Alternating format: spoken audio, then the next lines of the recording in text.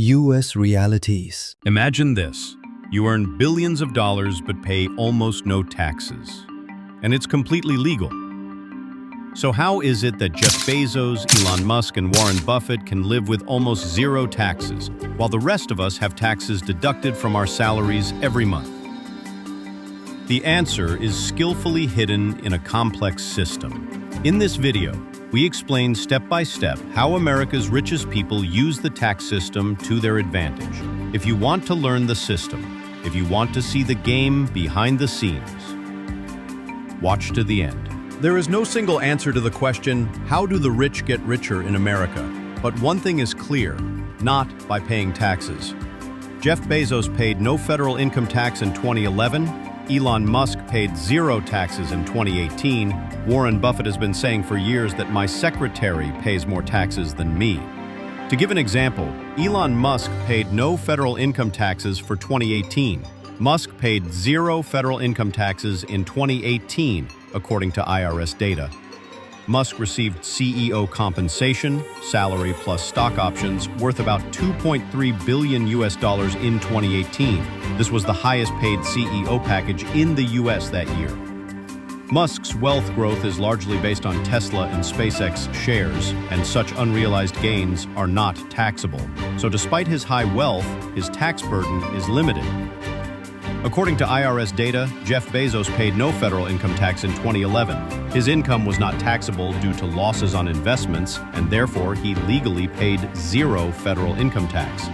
In fact, because of this negative income status, he qualified for and received a $4,000 tax credit for children, normally given to families with annual incomes of no more than $100,000. As of 2011, Forbes estimated Bezos' net worth at approximately $18 billion. However, this increase in wealth has not materialized. Warren Buffett reported total income of approximately $125 million between 2014 and 2018. He paid $23.7 million in federal income tax over the same period, and his wealth increased by approximately $24.3 billion over this period. This corresponds to a real tax rate of approximately 0.10%. Buffett's real tax rate over this period was only about 0.1%, a very low tax rate compared to the increase in his wealth. But these people are not doing anything illegal. On the contrary, they skillfully exploit every advantage the system offers them. First of all, it is important to understand this distinction. The American tax system taxes income, not wealth. So if you receive a salary, rent it out, sell your investment, you are taxed. But if your assets increase, for example, if your shares increase in value, this is considered wealth, but not taxed, until you sell that share. Jeff Bezos' wealth is growing thanks to his Amazon shares. But unless he sells them, he pays no tax on the increased value. Likewise, Elon Musk doesn't sell his shares in SpaceX and Tesla. He just watches their value increase. On paper, he is a billionaire, but in tax terms, he is almost a no-income citizen. So how do these people with wealth but no salary make their daily expenses? The answer is simple: loans. Yes, billionaires get millions of dollars in loans from banks by pledging their stocks as collateral. With these loans, they buy houses, rent private jets, and live luxurious lives. And the most important point, loans are not taxed because they are not considered income. At the end of 2018, for example, Elon Musk took out mortgage loans through Morgan Stanley for 5 luxury properties in California, totaling $61 million. 4 of these properties are located in the Bel Air neighborhood of Los Angeles and one in Hillsborough in the San Francisco Bay Area. Approximately $50 million of the loans are new borrowings and some are refinancing transactions. For example, in 2012, the company borrowed $10 million for a property it purchased for $17 million and refinanced it for $19.5 million. The monthly repayment of these loans was reported to be approximately $180,000. In other words, they are liquidating their wealth without selling their shares. This is called living on debt and collateralizing it with wealth from inside the system. And once you get into this process, it is not just a question of getting a loan. The rich reduce their tax burden by setting up corporate structures, foundations, and trust funds that understate their income. And some states, Delaware for example, are very favorable on taxes. There are states that counter of a third of the men. Companies set up there pay low or near zero corporate taxes. It is no coincidence, for example, that many of Amazon's subsidiaries are based in Delaware. Giants like Google, Facebook, and Apple follow the same strategy. In these corporate structures, profits are retained within the company without being distributed to shareholders. This eliminates individual taxation. There is a very important distinction here. Tax evasion is a crime, but tax avoidance is legal. In the US, the rich manage the system in the most efficient way, using the best accountants and tax lawyers. Names such as Bezos and Buffett have established non-profit foundations, gaining prestige in society and making tax-deductible donations. For example, Bezos Earth Fund 2020. Purpose? Fight climate change. Fund. Jeff Bezos announced a $10 billion donation to this fund. Tax advantage.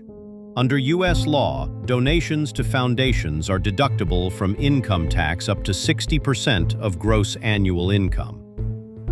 Smithsonian donation, 2020, donated $200 million to the Smithsonian Space and Aviation Museum. This donation is also deductible from taxable income. Day One Fund, 2018, launched for projects related to poverty alleviation and homelessness.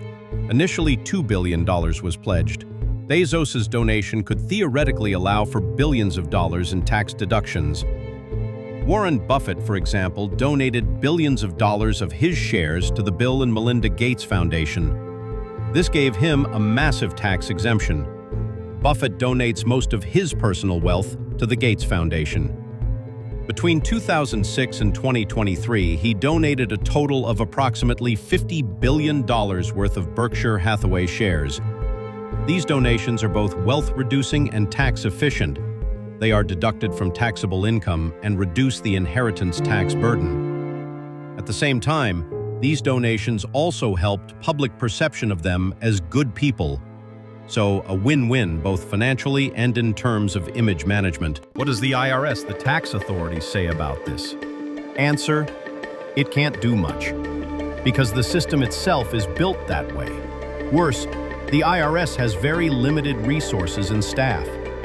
Auditing the tax structures of the rich requires both technical knowledge and time, and usually the IRS finds it easier and cheaper to audit the middle class. So, the system actually works like this.